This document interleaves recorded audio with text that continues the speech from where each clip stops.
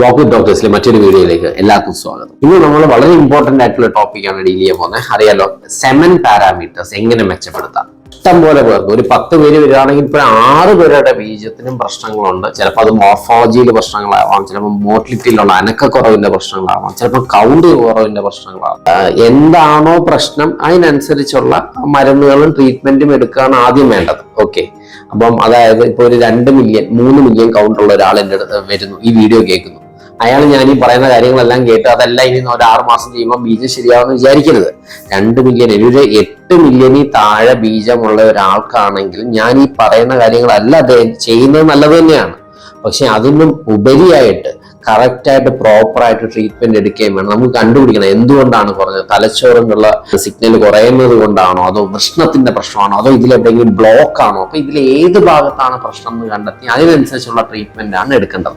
മിക്കവാറും ഒരു 8 മില്യണിൽ താഴെയുള്ളവർക്ക് IVF, ഇക്സിഎലി, ടെസ്റ്റാപെസ് അങ്ങനെയുള്ള നെക്സ്റ്റ് ലെവൽ ട്രീറ്റ്മെന്റുകളുടെ ആവശ്യം വേണ്ടി വന്നേക്കാം. അതുകൊണ്ട് അവർ ഒരു കാരണവശാലും കാത്തിരിക്കരുത്. അതാണ് എനിക്ക് ഒന്നാമത് പറയാനുള്ളത്. അപ്പൊ ഈ വീഡിയോ ആരാണ് ബെനിഫിറ്റ് ചെയ്യാൻ പോകുന്നത്? ഇത് ബെനിഫിറ്റ് ചെയ്യാൻ പോകുന്ന പറഞ്ഞാൽ ഈ 8 മില്യൺ തൊട്ട് ഒരു 15 മില്യൺ, 15 നമ്മൾ നോർമൽ എന്ന് പറഞ്ഞാൽ 13 മില്യൺ 14 മില്യൺ വരെയുള്ള കൗണ്ട് സ്വല്പം കുറവാണെന്ന് പറയുന്ന ആ കാറ്റഗറിയാണ് ഈ വീഡിയോ ഹെൽപ്പ് ചെയ്യാൻ പോകുന്നത്. ചിലപ്പോൾ അവർക്ക് IVF ഇല്ലാതെ തന്നെ ചിലപ്പോൾ IUL കൺസീവ് ആവും, ചിലപ്പോൾ IUL കൺസീവ് ആവുന്നത് ചിലപ്പോൾ നോർമലി കൺസീവ് ആവും. അങ്ങനെയുള്ള ചെറിയൊരു വ്യത്യാസം ഉണ്ടാക്കാൻ ചിലപ്പോൾ ഞാൻ ഈ പറയുന്ന കാര്യങ്ങൾ സഹായിച്ചേക്കും. അപ്പൊ ഇത് ഏത് കാറ്റഗറിയാണ് ഉദ്ദേശിക്കുന്നത് ഞാൻ മനസ്സിലായല്ലോ. ഓക്കെ, ശരി, ഇനി വീഡിയോയിലോട്ട് കിടക്കാം. എന്തൊക്കെ മാറ്റങ്ങൾ വരുത്തിയാലാണ് നമുക്ക് സെമൻ അല്ലെങ്കിൽ സ്പേം ഇംപ്രൂവ് ചെയ്യാൻ പറ്റുന്നത്? എന്താണ് സെമൻ, എന്താണ് സ്പേം എന്നൊക്കെ ഉള്ളതെല്ലാം നമ്മൾ വീഡിയോ ചെയ്തിട്ടുണ്ട്. അപ്പൊ അതിലെന്തെങ്കിലും സംശയം, എങ്ങനെയാണ് ഈ സെമൻ ഉണ്ടാവുന്നത്, സെമന്റെ കമ്പോണൻസ് എന്തൊക്കെയാണ്, സ്പേം എത്ര ശതമാനമുണ്ട്, അതിനെക്കുറിച്ചൊക്കെ നമ്മൾ ഡീറ്റെയിൽ ആയിട്ട് നമ്മൾ വീഡിയോ ചെയ്തിട്ടുണ്ട്. ഇതിനെക്കുറിച്ച് അറിയണം എന്ന ആഗ്രഹമുള്ളവർ ആ ലൈവ് സെക്ഷന്റെ വീഡിയോ ഒക്കെ ഉണ്ട്, അത് പോയി കണ്ടു കഴിഞ്ഞാൽ നിങ്ങൾക്ക് അറിയാൻ സാധിക്കും. ഇപ്പോൾ ഞാൻ പറയുന്നത് എന്തൊക്കെ ചേഞ്ചസ് നമുക്ക് കൊണ്ടുവരാം, ഏതൊക്കെ ചേഞ്ചസ് കൊണ്ടുവന്നാലാണ് സെമൻ ബെറ്റർ ആവുന്നത്. അപ്പൊ അതിൽ ഒന്ന് ഏറ്റവും ഇമ്പോർട്ടന്റ് ആയിട്ട് എനിക്ക് പറയാനുള്ളത്, പൊതുവായിട്ട് പറയുകയാണെങ്കിൽ അവന്റെ ആരോഗ്യം നല്ലതായിട്ട് നോക്കുക എന്നുള്ളതാണ്. അതായത് ഒരു 90 കിലോ ഉള്ള ഒരാൾ, ഒബീസിറ്റി അല്ലെങ്കിൽ ഒരു BMI ഒരു 30-ന് മുകളിലോ ഈവൻ 25-ന് മുകളിലുള്ള ഒരാള് ആദ്യം ചെയ്യേണ്ടത് അയാളുടെ വെയിറ്റ് കമ്മിയാക്കുക എന്നുള്ളതാണ്. വെയിറ്റ് കുറച്ചു കൊണ്ടുവരിക. അത് 100% മസ്റ്റാണ്. മിക്കപ്പോഴുടെയും മോർഫോളജി ഒക്കെ ഈ വെയിറ്റ് കൂടുന്നത് കാരണം കുറയുന്നതായിട്ട് കണ്ടെത്തുന്നുണ്ട്. ഒന്ന് ടെമ്പറേച്ചർ കൂടാം, ഹോർമോണൽ വ്യത്യാസം, ഈസ്ട്രജന്റെ അളവ് കൂടാം, അങ്ങനെ കുറേയേറെ പ്രശ്നങ്ങൾ വെയിറ്റ് കൂടുന്നത് മൂലം ഉണ്ടാക്കാം. അപ്പൊ അതൊക്കെ കറക്റ്റ് ചെയ്യാൻ വെയിറ്റ് റിഡക്ഷൻ സഹായിക്കും. നിങ്ങൾ മസ്റ്റായിട്ട് എക്സസൈസ് ചെയ്യുക, ജിമ്മിൽ പോയി ജോയിൻ ചെയ്യുക, നല്ലപോലെ കാർഡിയോ വർക്ക് ചെയ്യുക, അങ്ങനെ വെയിറ്റ് കുറയ്ക്കാനുള്ള കാര്യങ്ങൾ ചെയ്യുക. രണ്ട്, നമുക്ക് എന്ത് ചെയ്യാം, ഭക്ഷണത്തിലുള്ള വ്യത്യാസം. നല്ല ഭക്ഷണം കഴിക്കുക, അതാണ് ആദ്യം വേണ്ടത്. നിങ്ങളെ ചോദിക്കരുത് ഈ ഇന്ന ഭക്ഷണം കഴിച്ചാൽ ഡോക്ടർ ഇത് കഴിക്കണോ, അങ്ങനെയല്ല ഞാൻ പറയുന്നത്. നമ്മൾ നല്ല ഭക്ഷണം കഴിക്കുക, പുറത്തുള്ള ഭക്ഷണം കഴിവതും ഒഴിവാക്കുക, എണ്ണ വറുത്ത സാധനങ്ങൾ കഴിവതും കുറച്ച് കഴിക്കുക, ഫാറ്റി ആയിട്ടുള്ള ഭക്ഷണം കഴിവതും കുറച്ച് കഴിക്കുക. ചോറ് അല്ലെങ്കിൽ കാർബോഹൈഡ്രേറ്റ് അമിതമായിട്ട് കഴിക്കുന്നത് എന്തൊരു വണ്ണം കൂടാൻ സഹായിക്കും. അപ്പൊ അങ്ങനെയുള്ള കാര്യങ്ങളൊക്കെ ഭക്ഷണത്തിൽ നിന്ന് ഒഴിവാക്കുക. പ്രോട്ടീൻ കഴിക്കാം, പയറ്, കടല, സ്വല്പം ഇറച്ചി, ഇതൊക്കെ മുട്ട, ഇതൊക്കെ വളരെ നല്ലതാണ്. വൈറ്റമിൻ C ഉള്ള നല്ല പുളിയുള്ള ഫ്രൂട്ട്സ് കഴിക്കുന്നത് വളരെ നല്ലതാണ്. ഓറഞ്ച് ആയിക്കോട്ടെ, മൊസംബി ആയിക്കോട്ടെ, സ്വല്പം ഗ്രേപ്സ് ആയിക്കോട്ടെ.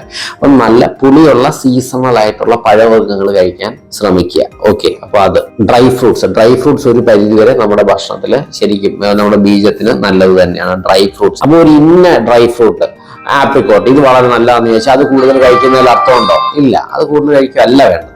നമ്മൾ എല്ലാ ഡ്രൈ ഫ്രൂട്ട്സിനും കുറച്ച് സംഭവം എല്ലാ ദിവസവും കഴിക്കാം. ഒരു 2 കൈ നിറച്ച് കഴിക്കണോ? വേണ്ട, ഒരു 4-5 എണ്ണം കഴിച്ചാൽ മതി. ഒരു സമീകൃതമായിട്ടുള്ള ആഹാരം കഴിക്കാൻ ശ്രമിക്കുക. അതിൻ്റെ ഒപ്പം തന്നെ വ്യായാമം ചെയ്യുന്ന ഉറപ്പുവരുത്തുക. പിന്നെ ഗ്രീൻ ലീഫി വെജിറ്റബിൾസ്, മുരിങ്ങയില, ചീര, അങ്ങനെയുള്ള ഇലക്കറികളൊക്കെ ധാരാളം ഭക്ഷണത്തിൽ ഉൾപ്പെടുത്താൻ ശ്രമിക്കുക. അപ്പം ഇലക്കറികൾ ഉൾപ്പെട്ടു, ഡ്രൈ ഫ്രൂട്ട്സ് കഴിക്കുന്നു, നമ്മുടെ പൾസസ് കഴിക്കുന്നു, നമ്മൾ പയറ്, കടലവർഗ്ഗങ്ങൾ കഴിക്കുന്നു, മീറ്റ് കഴിക്കുന്നു, മുട്ട കഴിക്കുന്നു. ഇതെല്ലാം ബീജത്തിന്റെ ക്വാളിറ്റി നന്നാവാൻ സഹായിക്കും.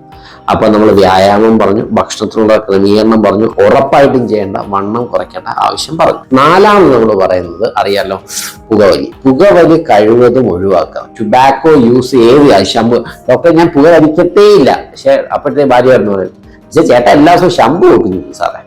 അപ്പം ഇങ്ങനെ ശമ്പു വെക്കുന്നത്, നമ്മളെ പുക വലിക്കുന്നത്, ഇങ്ങനെയുള്ള പുകയില ഉൽപ്പന്നങ്ങളൊക്കെ കഴിവതും ഒഴിവാക്കുക. അത് എന്തിനാ നമ്മൾ ഈ ഒരു കാര്യം ശരിയായിട്ട് പിന്നെ നമുക്ക് ആലോചിക്കാമേ, വേണോ വേണ്ടോ എന്നുള്ളത്. തൽക്കാലം അത് നിർത്തിവെക്കുക. അതിനൊന്നും ഒരു എക്സ്ക്യൂസ് ഇല്ല, അത് നിർത്തിവെക്കുക. അപ്പൊ പുകയില ഉൽപ്പന്നങ്ങൾ നിർത്തിവെക്കുക.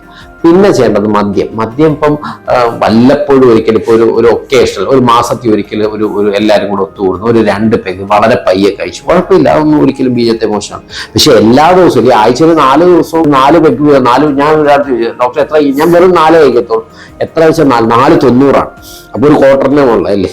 വളരെയധികം മദ്യപിക്കുന്നതൊക്കെ ഒഴിവാക്കുക. വല്ലപ്പോഴും ഒരിക്കലും ഒരു സോഷ്യൽ ഡ്രിങ്ക് എന്ന രീതിയിൽ 1-2 പെഗ് എടുക്കുന്നെങ്കിൽ കുഴപ്പമില്ല, പക്ഷെ ഇത് പാടില്ല. ഞാൻ പറഞ്ഞിട്ടുണ്ട് ഈ ഒരു വീഡിയോയിൽ IUI ചെയ്യാണ്, ഇന്ന് IUIക്കാണ്. അപ്പോഴത്തെ വൈഫ് എന്നെ രാവിലെ വിളിച്ചിട്ട് പറയാം, ഡോക്ടർ ഇന്നലെ രാത്രിയിലും അങ്ങനെ നിറച്ചു അടിച്ചിട്ടാ കിടന്നു. അപ്പം അത്രമാത്രം ആഗ്രഹം ഇല്ലെന്നല്ലേ, അല്ലേ ഇത്രയൊക്കെ ആഗ്രഹമുള്ളൂ, അവനെങ്കിൽ ആയാൽ മതി എന്നുള്ളൊരു ആറ്റിറ്റ്യൂഡ് അല്ലേ അത് കാണിക്കുന്നത്. അങ്ങനെയുള്ള ആറ്റിറ്റ്യൂഡ് ഒരിക്കലും കൊണ്ടുവരാതിരിക്കുക. നമുക്കിത് ശരിയാക്കണം എന്നുള്ള ഇതിൽ തന്നെ ഇങ്ങനെയുള്ള സബ്സ്റ്റൻസ് അബ്യൂസ് ഒക്കെ കുറയ്ക്കും. അപ്പൊ 4ാമത്തെ കാര്യം നമ്മൾ സബ്സ്റ്റൻസ് അബ്യൂസ് നമ്മൾ പറഞ്ഞു.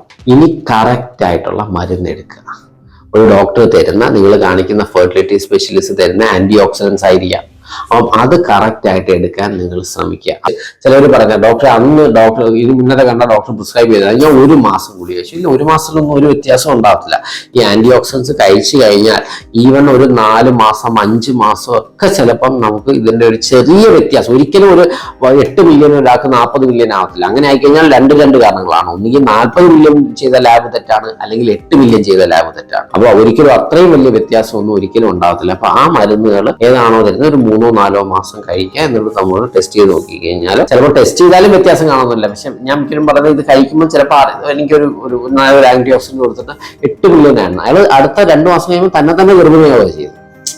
മനസ്സിലായില്ലേ? അപ്പം അങ്ങനെയുള്ള കാര്യങ്ങളൊക്കെ ചിലപ്പോൾ നമുക്ക് സംഭവിച്ചെന്നിരിക്കാം. അപ്പം മരുന്നുകളുടെ കാര്യം പറഞ്ഞു, ഇത്രേ ഉള്ളൂ. അപ്പൊ ഞാൻ ഏകദേശം എല്ലാം ഞാൻ പറഞ്ഞു എന്നാണ് എന്റെ വിശ്വാസം. നമ്മൾ എക്സസൈസ് പറഞ്ഞു, മരുന്ന് പറഞ്ഞു, എല്ലാം പറഞ്ഞു. ഓക്കെ, എന്തെങ്കിലും ഞാൻ മിസ്സായിട്ടില്ല എന്ന് തന്നെയാണ്. അപ്പൊ ഇത് എന്തെങ്കിലും ഈ വീഡിയോയിൽ എന്തെങ്കിലും സംശയം ഉണ്ടെങ്കിൽ തീർച്ചയായിട്ടും നിങ്ങൾ കമന്റ് ബോക്സിൽ എടുക്കുക. നമുക്ക് ആ ടോപ്പിക്ക് ഞാൻ കമന്റ് ആയിട്ട് പറയേണ്ടതാണെങ്കിൽ കമന്റ് ആയിട്ട് പറയാം, അതല്ല ഞാനൊരു ക്ലാസ് ആയിട്ട് എടുക്കേണ്ടതാണെങ്കിൽ നമുക്ക് ക്ലാസ് ആയിട്ട് എടുക്കാം.